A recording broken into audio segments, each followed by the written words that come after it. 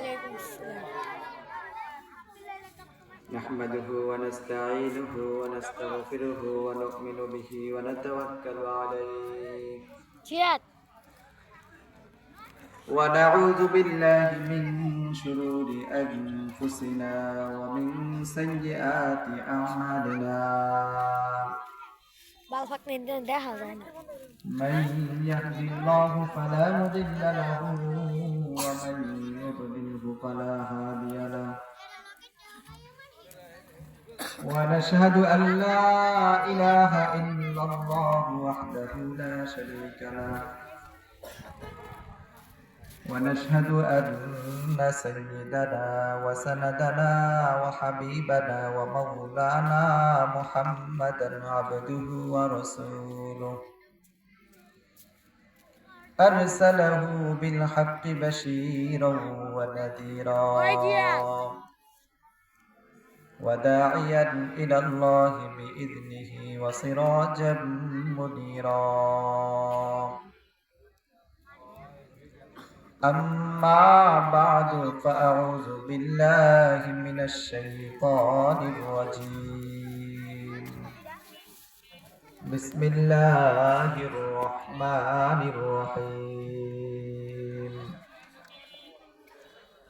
وإذا سألك عبادي فإني قريب أجيب دعوة الداعي إذا دعان فليستجيبوا لي وليؤمنوا بي لعلهم يرشدون وقال سيدنا رسول الله صلى الله عليه وسلم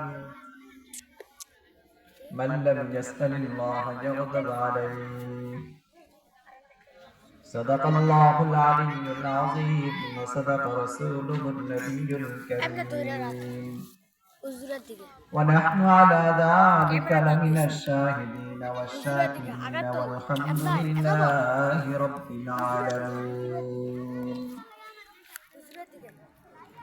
سبحانك لا علم لنا إلا ما علمتنا إنك أنت العليم الحكيم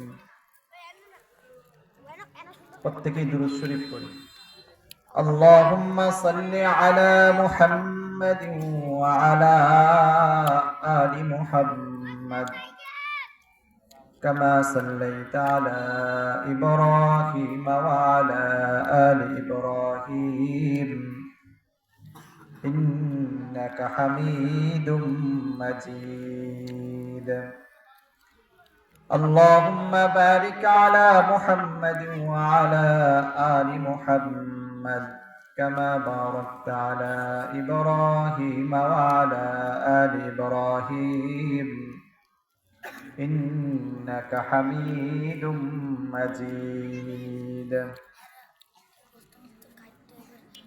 সম্মানিত মুসল্লি ভাইরা, আমরা যারা এখানে সেখানে দাঁড়িয়ে আছি, আপনাদের কাছে বিনীত অনুরোধ, আসেন একটু মাহফিলের প্যান্ডেলের নিচে আসেন, আমরা সকলে একটু জিকির করি।